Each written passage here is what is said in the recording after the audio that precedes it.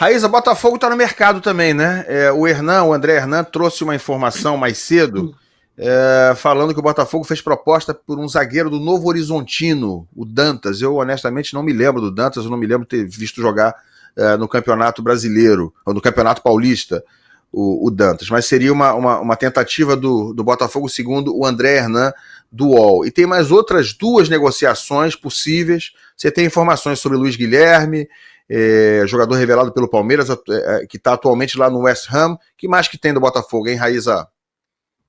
Oi, Lão, o Botafogo fechou a contratação do Jordan Barreira, né, que é esse jovem do futebol colombiano, uma joia do futebol colombiano, vinha chamando a atenção de vários clubes no futebol europeu. Recentemente o Porto tentou uma investida, acabou não contratando, mas é um jogador muito bem avaliado, tem 19 anos, chega já para compor o elenco principal do Botafogo. O Botafogo vai pagar 4 milhões de dólares e o Júnior Barranquilla, né, que é o clube que revelou o Jordan Barreira, fica com 20% de uma futura venda.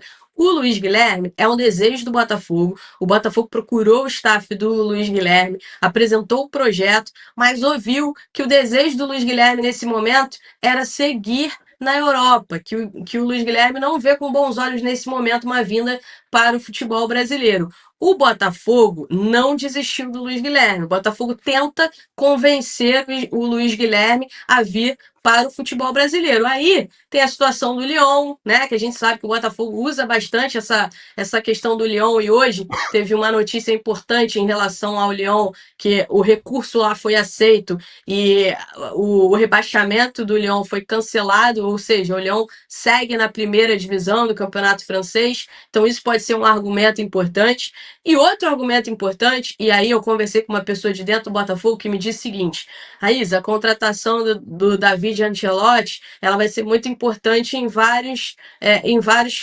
fatores. Entre eles, na hora do mercado, na hora que a gente for atrás desses atletas que têm uma certa resistência, de repente, em voltar ao futebol brasileiro ou a vir ao futebol brasileiro, o David Ancelotti pode ser um argumento importante para a gente para convencer esses atletas. Vale lembrar, Ilan, e eu acho que ontem eu não escutei a tua opinião sobre isso, e eu Não. falei sobre isso aqui no programa, que é o seguinte, né? O David Ancelotti, ele é hoje treinador do Botafogo, mas ele continua como auxiliar técnico da seleção brasileira, porque a CBF comunicou oficialmente o seguinte, que ele eventualmente será convocado para ajudar na preparação da seleção brasileira para a Copa do Mundo dos Estados Unidos, né? Então, assim, ele vai continuar fazendo parte, vai ser convocado.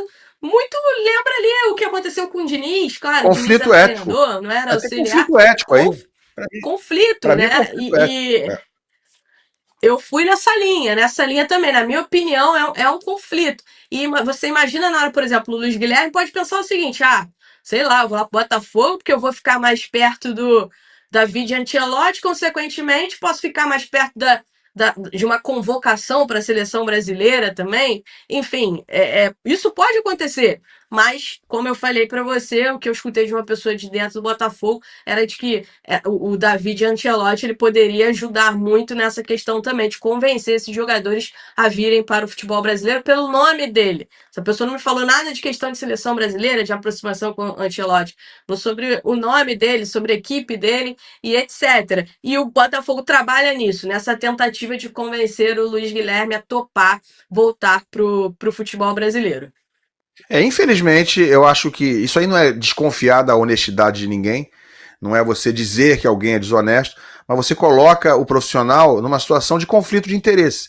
Porque qualquer convocação de um jogador do Botafogo, ou preferência por um jogador que poderia estar sendo disputado por outros clubes e quem queira vir para o Botafogo, por exemplo, tudo vai ser considerado suspeito, né? Porque é normal, porque se ele é o filho do treinador da seleção, e aí o treinador da seleção convoca um jogador do Botafogo, muita gente pode achar, com todo direito, legitimamente, que está sendo convocado por influência do filho. E aí por que ele convocaria? Por razões diversas, inclusive poderia ser para valorizar um jogador do próprio clube, em agradecimento à contratação do treinador, né? Porque o Textor trouxe o filho do Ancelotti para ser o treinador. Enfim, há uma série de questões, uma série de situações que, infelizmente, podem colocar, expor o próprio Ancelotti, o pai, como filho, por conta do clássico conflito de interesses. E não são poucas as situações de conflitos de interesses possíveis numa situação como essa. E o mesmo aconteceu em relação ao Diniz na época, e eu pontuei e falei, olha, é conflito de interesse.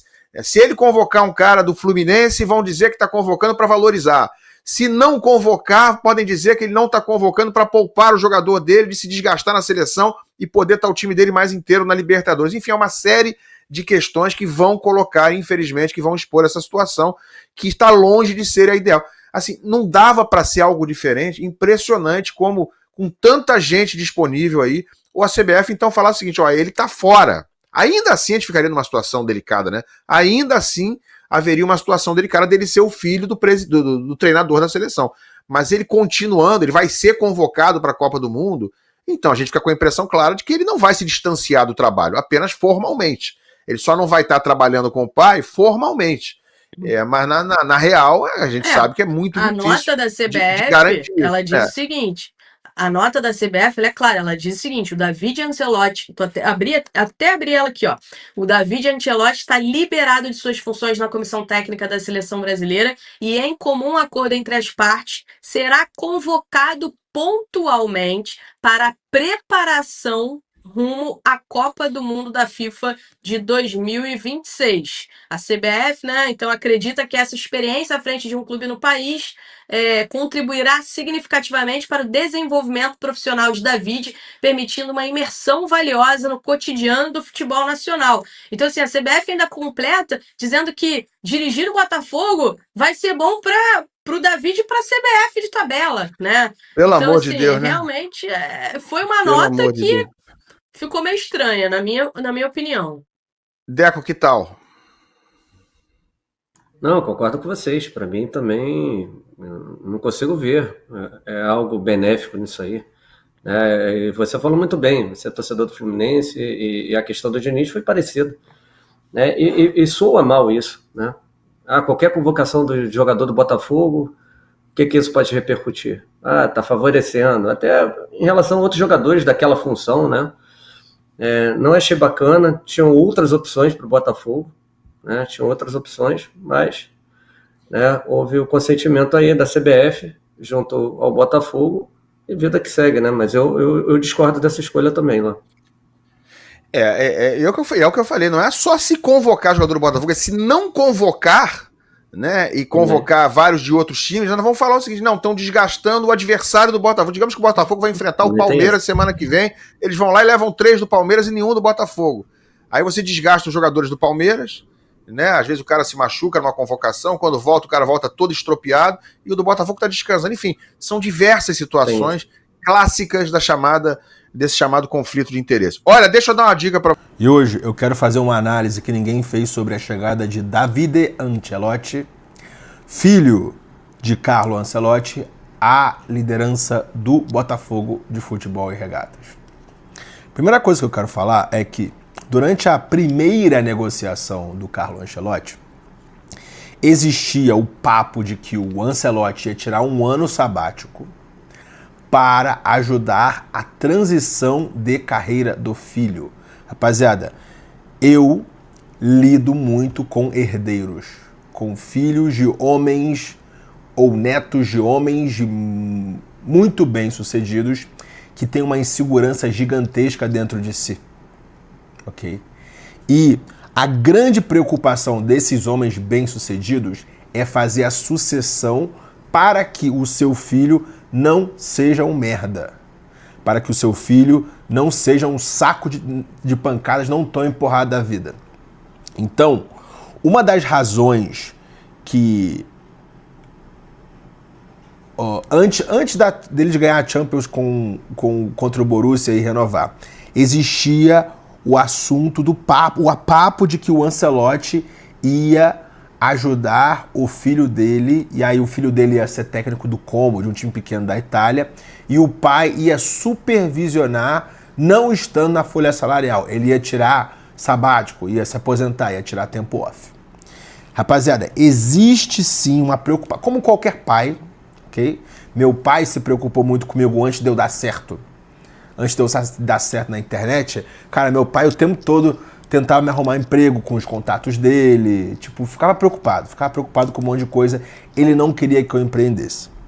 Então, sim, existe essa preocupação de Carlo Ancelotti em arrumar um emprego para o filho. Porque, cara, se você parar pra pensar, ser assistente do papai com 35 anos é ser um perdedor.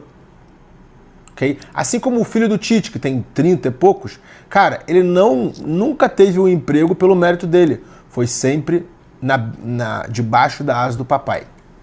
Okay? Então, essa oportunidade no Botafogo é o primeiro voo solo de David Ancelotti. Por que isso é bom? Okay? Por que isso é bom? Porque o Botafogo tá ruim de grana, ele não vai pagar 2, 3 milhões por mês igual o Jorge Jesus pede, okay? Vai pagar um salário de técnico brasileiro, vou chutar aqui, uns 500 pau, ok? Só que você vai pagar 500 mil reais por mês para ter um técnico de 4 milhões por mês. Por quê? Porque a carreira do David Ancelotti inteira como assistente tinha um pai dele em cima. E o que vai acontecer no Botafogo? Quem vai treinar o time, quem vai liderar o time, quem vai passar a metodologia e os treinos remotamente, é claro, sem assinar a súmula, é o Carlo Ancelotti. E por que eu digo isso? Porque o Carlo Ancelotti, ele está aí há 20, 30 anos, talvez mais que isso, trabalhando todo dia. E ele não está acostumado a trabalhar, porque o trabalho técnico de seleção, ele é muito mais um trabalho de escritório, um trabalho mais institucional. Remoto, home office. Então, um cara que tem uma carreira de trabalhar todo dia e planejar o próximo adversário e lidar com gente, com jogadores todo dia, essa transição para ser técnico de seleção gera um vazio nele.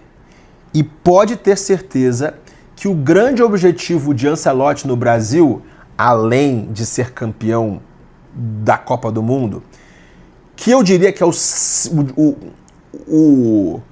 objetivo secundário, tá? O objetivo secundário do Ancelotti no Brasil é ser campeão da Copa do Mundo. O objetivo primário é ele fazer o filho dele dar certo sozinho. Então pode ter certeza que ele vai mover mundos e fundos, vai mover montanhas para que o filho dele tenha sucesso como treinador principal do Botafogo. Ok?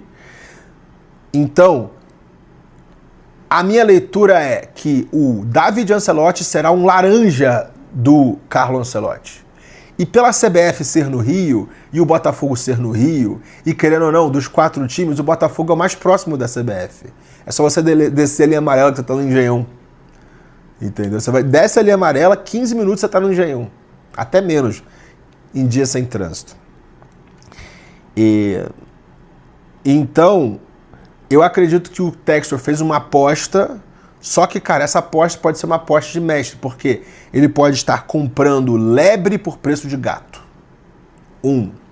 2. Qualquer outro técnico sem experiência, tipo um Lúcio Flávio da vida, os jogadores iam comer o cu dele. Como comeram o cu do Lúcio Flávio. Como comeram o cu desse último aí. Não, Paiva nem tanto. Mas assim, é muito comum o vestiário boicotar um técnico. Não vou conseguir boicotar o David Ancelotti porque ele vai falar assim, eu vou contar pro meu papai. E no plantel do Botafogo tem muitos jogadores que querem uma chance na seleção. Diga-se, Gregory merece chance. Marlon Freitas um pouco menos, mas Alex Telles tem chance de ir para a Copa, porque a lateral esquerda está completamente aberta. Vitinho na lateral direita é uma posição muito carente no Brasil. Também pode ter chance. Igor Jesus meteu o pé. John também pode ter chance. Então, eu acredito que o jogador do Botafogo, ele não olhará para um cara sem experiência como olharia para qualquer outro cara de experiência, porque ele é filho do homem. Entendeu? Então, existirá sim uma hierarquia dentro do vestiário. Eu acho que sim. Terceiro, o John Textor não é bobo. O John Textor não é bobo. O John Textor ganha dinheiro como? Vendendo o jogador do Botafogo para a Europa. E para vender jogador do Brasil para a Europa, você precisa dar o showcase para ele na seleção. Assim como foi Luiz Henrique, convocado, vendido por peso de ouro. Igor Jesus, convocado, vendido. Adrielson foi convocado, bum, vendido. Então, tipo, existe um padrão, entendeu? Então, tendo o Carlo Ancelotti tão próximo do Botafogo, tanto fisicamente quanto com o coração, ele vai olhar com mais cuidado aqueles jogadores que o Carlo Ancelotti pretende vender para o futuro. E isso pode ser um trunfo gigantesco para o John Textor convencer alguém que tem projeção e falar assim, ó, sai do seu time e vem pro Botafogo. Por quê? Porque o filho do homem é meu técnico. Entendeu? Então, eu vi a mídia inteira dizendo, porra, é igual um Domenech Torrente, o cara foi auxiliar a vida toda, não vira, é um cara muito novo, os caras grandes do vestiário do Botafogo vão engolir ele não fala nem português, que mania é essa de contratar técnico gringo? Cara, eu acho que o Textor tem um plano, ok? É a laranjada do futebol. O David Ancelotti é apenas um laranja de Carlo Ancelotti. O Botafogo terá o melhor técnico do mundo dando as cartas. De graça. Ou não, tá? Ou não, porque assim, ó, eu não me surpreenderia se parte desse contrato tiver os 500 mil para o David Ancelotti no Brasil e uma transferência e um paraíso fiscal para o Carlo Ancelotti. E sabe que é o melhor paraíso fiscal para quem não é cidadão? É os Estados Unidos. Os Estados Unidos é um excelente paraíso fiscal. Se você não é americano, é o melhor lugar do mundo para ter dinheiro. Entendeu? Então, eu acredito muito que parte dessa negociação é, ó, David, você vai ganhar seu salário, você vai ser o laranja do seu pai. E o Ancelotti vai ser um consultor, ele vai estar ali, ó, sentando com o filho dele e tipo, fazendo o melhor como um papel de pai para que o seu filho não seja um vagabundo, um merda, um frustrado. Por quê? Porque ele está liderando para isso. Tá? Um cara com 36 anos, continuar debaixo da asa do pai, ele é um vagabundo, um merda, frustrado. Ok?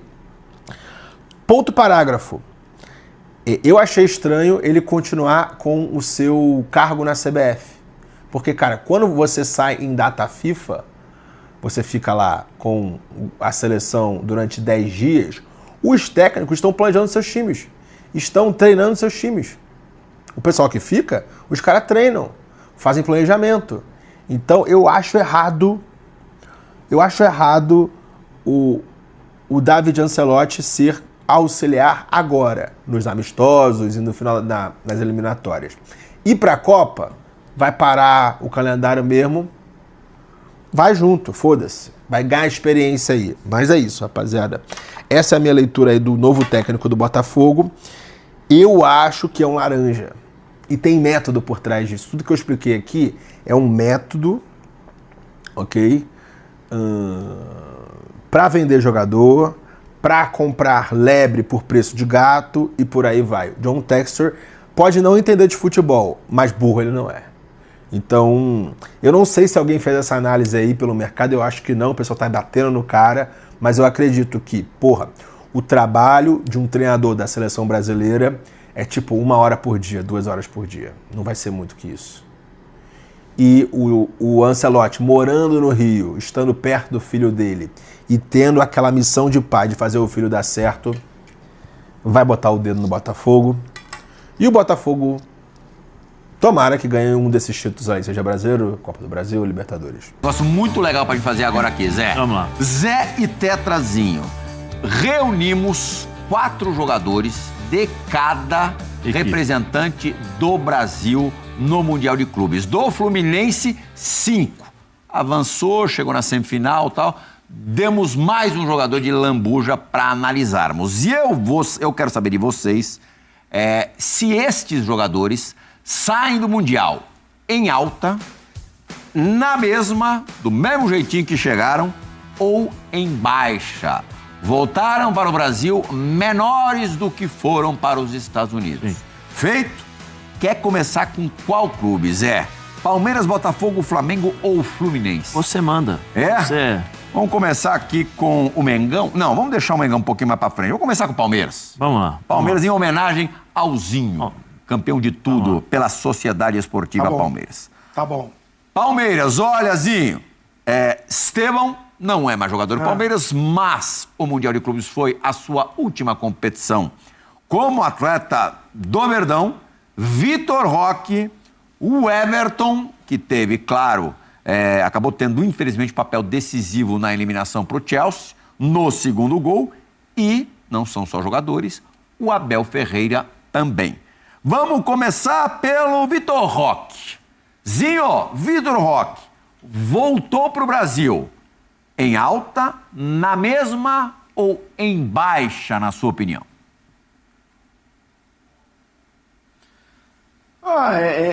É uma resposta que eu vou dar que, assim, ele já foi em baixa e continuou em baixa.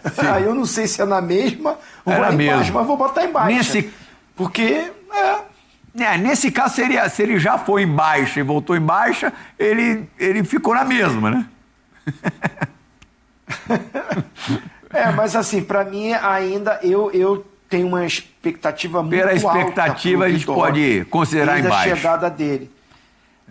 Então ele tá em baixa, né? Mas eu espero muito dele ainda. Tá em Não baixa. participou de nenhum gol, né, Zinho? Nem dando passe, nem concluindo. Para um atacante em 5 partidas, deixou a desejar, Zé. Eu acho assim, eu gostaria de vê-lo mais dentro da área, trabalhando ali junto com os zagueiros, coisa que ele fazia mais no Atlético Paranaense, muito mais parecido com isso. O sistema tático, e acho que a contribuição dele, a maneira de jogar do Palmeiras, Vitor tal, Roque, ponta aquelas- esquerda não te agrada? não me agrada. Correndo atrás de lateral, marcando saída de volante, eu acho que tem que participar, sim, mas talvez se ele fizesse essa função dentro da área, sabe, pressionar o zagueiro ali e receber, e o Palmeiras pudesse criar mais oportunidades para ele finalizar. Mas eu assino o delator, o vovozinho, embaixo. Embaixo, né? Mesmo já não tendo ido com a moral lá em cima, pelo que se espera dele, fez muito pouco. Estevão, Zé Elias. Eu acho que assim, dentro daquilo que se esperava mais dele, né? Eu acho que o último jogo deu para ele... Aliviou a barra? Aliviou um pouco a barra, porque foi um desafio muito grande para ele. Jogar no time que o contratou. É lógico que a gente esperava sempre mais. Mas assim, de novo, eu vou tocar no esquema tático. Não dá para você colocar o menino para fazer o tempo todo voltar. Ele jogou como ala pelo lado direito. Né? Quando tinha o Alan ali pelo lado direito, ele um pouquinho mais à frente, ele tentou, teve um pouquinho mais de liberdade e tal. Mas acho que ele voltou na mesma. Tetra? Acompanho também o Zé. A gente está concordando muito, hein, Zé? Mas assim, é isso mesmo. Ele foi um dos melhores de um Palmeiras que não teve assim um destaque absurdo, né? Acho que ele e o Richard Rios ali me agradaram, mas acho que ele podia fazer mais do que fez, mas era o sistema, tudo como o Zé falou, e ele sai daqui com moral, ele o cara diferente, e ele é que ainda conseguiu fazer gols, chamava a responsável na frente, na mesma. Não foi uma decepção, mas também não foi uma sumidade.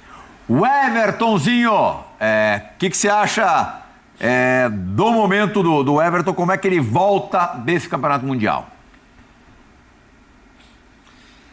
Sim, essa opinião pública pesa muito, né? O lance ali decisivo marca muito, né? Me lembrou um pouco o Marcão lá na final do Mundial, né? O gol que a gente tomou, que o próprio Marcão meio que assumiu a responsabilidade, ele chamou para ele a responsabilidade, dizendo que falhou, e eu até chamava ele e falava: Marcão, não foi, cara, não foi só você não, você fez uma escolha, né, de ir no primeiro pau ali, o goleiro não pode antecipar, né?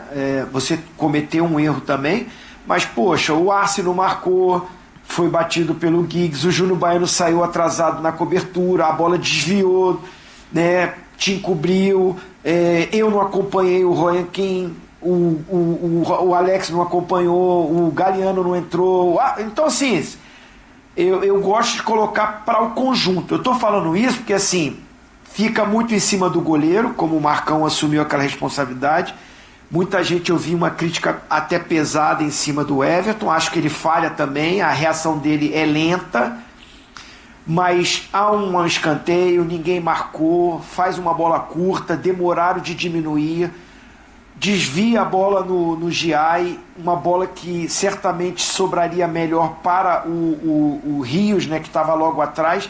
Houve todo um processo para chegar no erro dele também. E crucificar só o Everton eu acho um absurdo. Eu acho que assim, há um conjunto, né, de fatores que ele está inserido nisso, né? Mas por isso tudo acaba ele tendo que buscar uma recuperação agora novamente. É um super campeão, é um baita de um profissional, é um cara de nível de seleção. Ele vai em alta porque ele é o grande goleiro do Palmeiras, ele é uma referência, e volta um pouco, volta em baixa, né? Por causa desse lance. Sim. E dessa pressão que fica mais em cima dele. Infelizmente, eu não concordo muito, mas é a bola, é o futebol. Zé ter sofrido aquele gol que acabou custando a eliminação do Palmeiras no Mundial, muda a cotação do Everton? Bastante. Bastante. Já estavam até, quando saiu o gol, acabou o jogo, já estavam colocando o goleiro do Vasco, né? Léo Jardim, poxa, ficou, não ficou, tal. Sugerindo nomes? Sugerindo nomes já. Né? Então, em baixa para você também?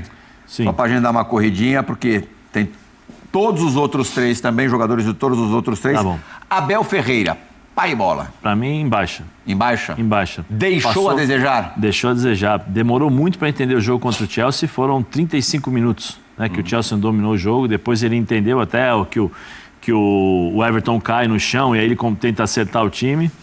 No jogo contra o Inter Miami também foi muito mal. Pra mim, em baixa. Contra o Botafogo o time jogou razoavelmente bem. Contra o Al-Ahly venceu o segundo tempo, jogou direitinho. Mas, no geral, o Abel, que é o comandante, deixou a desejar, né, Nezinho? Mas assim, é o estilo de jogo dele. Eu botaria na mesma.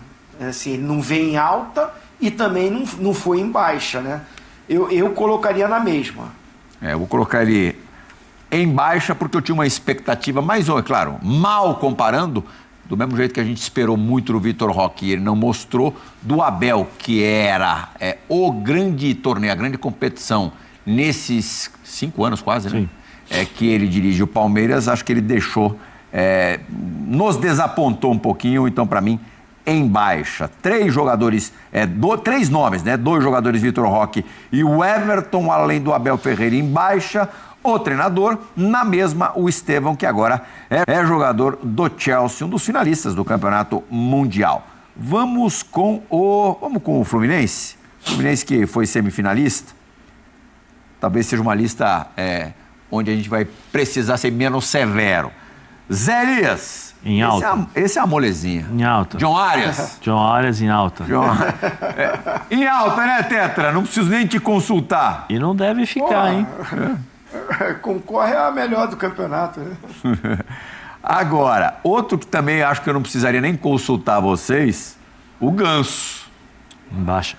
Baixa? Baixa. Há muitos metros de profundidade, né, Zé? Especialmente por aquilo que foi revelado agora, né? Ele não soube entender o momento, o contexto da situação, o jogo em si, a volta. Eu acho que agiu de forma errada. Em baixa, Tetra? Bastante. Aqui, são bem óbvias as do Fluminense, né? Martinelli. Sai maior, não sai, Zinho? Sem dúvida. Inclusive, fez muita falta no jogo decisivo. Mostra a importância dele para a equipe. Fez gol, né, em alta. Em alta, Zé da Fiel? Em alta. E o Cano? Um golzinho no Mundial, né? Em baixa. Em baixa? Você não vai dar nenhuma relevada pelo fato de ele ter ficado bastante tempo parado, recuperando aquele problema no joelho? Eu poderia falar, pô, ele participa, ele ajuda, né? Ele ajuda pra caramba, ele corre e tal, mas a função dele mesmo, acho que no último jogo também ele teve 2 oportunidades pra matar o jogo e não teve, no penúltimo jogo. Contra o Al Hilal. Sim, contra o Al Hilal, em baixa. Não estava afiado? Não. Em baixa também a sua opinião sobre o Canozinho? A temporada dele é em baixa, né? As contusões atrapalham muito, mas ano passado já foi muito ruim, né? Vem jogando bem no Fluminense. Mas está em baixa. Renato Portaluppi. Você, Zé? A necessidade? É bem alta para mim. É, bem alta, né? Ozinho, você acha, até hoje no F-Show, discuti isso com a galera, conversei sobre isso com a turma, se o Renato, a partir dessa campanha, que foi muito bacana, consegue retomar aquele status que ele tinha até chegar no Flamengo. A gente sabe que ele acabou saindo desgastado do Flamengo, e mesmo com o vice-campeonato brasileiro em 2023 com o Grêmio, ele não conseguiu a moral que ele tinha quando ele saiu na outra oportunidade, na penúltima passagem do Grêmio, com muitas conquistas, entre elas a Copa Libertadores. Você acha que o Renato já está daquele tamanhão de novo? Eu acho que assim, ele demonstrou isso, né? Até na parte tática, né? Há já um reconhecimento por parte da mídia, há ainda uma resistência muito grande, né? Porque o linguajar do Renato não agrada a alguns jornalistas. Ele não é de falar muito em coletiva, ele é mais de agir no dia a dia com os atletas, de montar o seu time. Se tiverem um pouco de boa vontade de entender esse jeito dele, e ele também colaborar, porque às vezes ele vai para a coletiva e quando está por cima e começa a querer desdenhar, fazer muita graça. É o estilo Renato, é o pacote Renato. Eu, particularmente, que o conheço, né, não só como atleta, mas pelos trabalhos dele, pessoas que trabalham com ele também, profissionais que trabalham com ele, eu acho que o Renato tem potencial até de treinar a seleção brasileira. Ele foi até cotado uma época aí. Ele tem que melhorar esse contato com a mídia. Ele não gosta muito, mas ele tem que saber que faz parte do futebol também. Ele melhorar isso, porque os resultados, a carreira dele fala por si próprio, né? É um cara vitorioso. Temos 10 minutinhos para Botafogo e Flamengo. O Botafogo, que parou nas oitavas de final, parou para o Palmeiras e conseguiu a façanha de bater o Paris Saint-Germain e também a façanha de demitir o treinador no curso da competição. John Textor foi o responsável por essa demissão. Ele sai em alta, na mesma ou em baixazinho? Eu assim, reconheço que o investimento dele leva o Botafogo a títulos, o torcedor tem esse reconhecimento, ele tem ele como ídolo, mas eu não gosto do que ele está fazendo durante o ano todo, né? José? Siga o relator vovozinho. Mau momento, portanto, do dono do Botafogo, da SAF do Botafogo, John Textor. O Arthur, substituto do Luiz Henrique, veio com essa missão. Sai do jeito que foi, maior ou menor, Zé? Eu acho que na mesma, assim, o primeiro jogo contra o Paris Saint-Germain, né, ele jogou bem, participando, correu demais, mas depois eu acho que ele se manteve ali no mesmo... Na mesma. Zinho? Sim, ele vai nessa boa fase de reta final de Libertadores, com o Botafogo classifica e mantém... Igor Jesus teve grandes momentos, não é mais jogador do Botafogo, né? Sim. Já foi para o Nottingham Forest, mais um brasileiro no clube inglês. Para você, Zé, saiu por cima, na mesma ou por baixo? Eu acho que na mesma. Ele fez um bom jogo, né? Contra o Paris Saint-Germain, fez o gol. É que ele foi contra o Palmeiras, ele foi muito mal, né? Não, mas assim, eu acho que a gente esperava um pouquinho mais, né? Mas aí tem também a questão tática, Sim. a opção do treinador, maneira de jogar e que acaba prejudicando. Uma bolinha contra o Palmeiras. É difícil. Zinho, na mesma, você tá com o Zé, ainda vai dar um desconto para ele, esquecer um pouquinho o jogo da eliminação. Eu vou botar ele em alta porque ele é o responsável pela vitória, para mim, que é o grande resultado do Mundial. Ninguém esperava o Botafogo ganhar do PSG. Quando eu falei lá que o resultado do PSG contra o Real Madrid era o segundo resultado que me surpreendeu, da forma que foi, né? Porque 2 gigantes em 4-0 com atropelo, com domínio incrível. Mas o resultado que mais me surpreendeu nesse Mundial todo é esse jogo que o Hugo Jesus sozinho, Mundial todo, é esse jogo que o Hugo Jesus sozinho na frente, que ele jogou sozinho na frente, né? O Mundial todo ele jogou sozinho, o Renato Paiva, o esquema era defensivo, era conservador e o cara conseguia ainda se virar. Então, assim, ele se despede do Botafogo em alta, fazendo gol contra o melhor time do mundo. O nosso Fabrício, que eu desconfio que tenha toque, ele queria que eu votasse na mesma para ficar a coluninha ali mais preenchida. Mas eu vou dar uma moral pro Igor Jesus, vou votar em alta. Saiu por cima do Botafogo. Barbosa, rapidinho, Zé. Em alta. Em alta. Zinho, zagueirão Barbosa. Em alta. Em alta. Mais um do Botafogo. Em alta. Portanto, o Fluminense teve 3 personagens em alta, né? O John Arias, o Martinelli e o Renato Gaúcho. O Botafogo, 2, mesmo sendo eliminado antes do Palmeiras, teve 2 jogadores em alta que saíram por cima. O Palmeiras, nenhum. O Palmeiras teve só o Estevão na mesma e 3 em baixa, Vitor Roque, o Everton e o técnico Abel Ferreira. Agora vamos para o Mengão, Flamengo. Vamos começar aqui pelo mais neutro, talvez. Bruno Henrique, que bem na mesma, né? Ele entrou contra o Chelsea, fez um bom jogo, mas depois... Contra o Chelsea foi uma loucura, mas assim, os outros depois momentos... foi Zinho, Bruno Henrique sai igual foi? Sim, na mesma, mas muito por responsabilidade do Felipe Luiz, que mexeu muito no time, né? Então, hora ele era titular, hora não era titular, hora joga, depois não joga. Então, assim, não teve uma sequência de titular para continuar e subir e ficar em alta. Mas, assim, ele, quando entrou, principalmente no jogo contra o Chelsea, mostrou muito, né, o poder de finalização e um jogador de jogo grande que decide. Foi fundamental ele nesse jogo, então, na mesma, né, porque ele tem acontecido isso ao longo das competições aqui, ele tem entrado, jogado alguns como titular e outros não, por opção do Felipe Luiz. E o Arrascaeta? Para mim é em baixa, não fez um bom Mundial, ele foi bem grande, é o grande jogador para mim, eu admiro demais o Arrascaeta, eu acho ele um baita de um jogador, um dos melhores meias do futebol brasileiro, sem dúvida, e ele não faz um grande Mundial muito abaixo. Zé? Também, embaixo.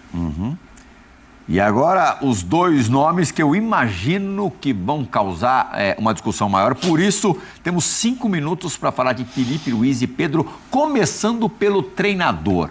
Para você, Zé? Embaixo. Embaixo? Acho que embaixo. Quanto rigor? Não. Eu esperava mais do Felipe, mais assim, pela capacidade do elenco, pela forma de jogar. Até o jogo do Bayern Munique estava tão bem. Você tá falando. Você não achou contra o Chelsea? Jogou um bolaço. Sim, mas contra o Chelsea. Os outros jogos, ok. Então, mas você esperava mais dos outros jogos. Você esperava mais. E o Los Angeles, o time já está classificado. Sim, mas eu esperava mais dele. Nas mexidas, nas baixa trocas. para você? Assim, quando você espera mais, eu esperava mais dele. Sim. Esperava mais dele. Zinho! Eu vou, assim, até por acreditar muito, né, no Felipe Luiz, eu acho ele um cara muito promissor, muito inteligente, acho que o Mundial vai servir de lição, de aprendizado para essa carreira que é muito complicada, é difícil. Eu vou colocar na mesma, porque assim, acho que ele vai muito bem contra o Chelsea, os outros jogos o Flamengo foi superior, o jogo contra o Los Angeles ele mesclou, deu chance para todo mundo jogar ali, assim mesmo, acho que o Flamengo não fazendo o seu melhor jogo foi melhor do que o Los Angeles, e o jogo contra o Bayern de Munique, acho que a proposta dele contribuiu para o time que é superior, que é bem melhor, o Bayern de Munique, ganhar da forma que ganhou. Ele tem a cota de participação dele, mas pelos outros jogos, o Flamengo jogou bem, eu vou botar ele na mesma. Eu vou desempatar e não é por causa do toque do Fabrício, não. Eu vou colocar ele na coluna do meio aqui, na mesma. Para mim, o Felipe fez um Mundial bem aceitável. Pedro. Bom, Pedro é óbvio que é em baixa. Sim. Né? Acho que vocês vão concordar comigo. A questão para esses últimos 3 minutos de programa, começar com o Zinho. Como é que você prevê os próximos passos, os próximos capítulos da história, da trajetória do Pedro no Flamengo? Zinho, já vou até colocar aqui embaixo. Ele está em baixa não por culpa dele, né? Eu vi alguns comentários, mas ele também tem que fazer por onde, ele tem que jogar melhor. Mas ele não está jogando. Ele joga muito pouco tempo. Então, a vida do Pedro vai depender da diretoria parar com essa coisa de que o Boto aí dando entrevista ou não dando entrevista, eu não sei se ele falou ou não falou. É tanta fonte, é tanta coisa que a gente não sabe. Eu não quero acreditar que o cara é tão inexperiente de ficar falando para um repórter aqui em off. Claro que vai sair, vai vazar. Que o Pedro vai ser vendido, que se vir proposta, o Pedro vai ser vendido. O Pedro é um dos melhores atacantes do futebol brasileiro. O Pedro é cotado para ser centroavante da seleção brasileira. O Gabigol foi embora porque todo mundo confia no Pedro como o atacante principal do Flamengo. E de uma hora para outra, depois de uma contusão, ele parou, não joga mais. Que não tem intensidade. Então depende da diretoria parar de falar besteira e dar confiança para o atleta. E o treinador. Aí eu coloquei o Felipe na mesma. Ele tem que voltar a botar o Pedro para jogar, que ele é o centroavante do Flamengo, não é o Plata centroavante, né? O Bruno Henrique quebra um galho ali, né? O Juninho não confirmou a contratação, o atacante referência do Flamengo é o Pedro, então o Felipe Luiz tem que botar ele para jogar, para ele voltar a ter a alta que a gente sabe que ele tem para render. Zé, você acha que o Pedro rapidamente sai dessa lacuna em baixa e pula para em alta? Eu acho que se ele tiver sequência de jogos e entender o que está acontecendo, o que ele precisa fazer... Depende mais dele ou dos outros? Acho que depende primeiro do Felipe, de colocá-lo para jogar. E aí depois eu acho que ele vai ter um entendimento natural do que precisa ser feito para não sair mais do time.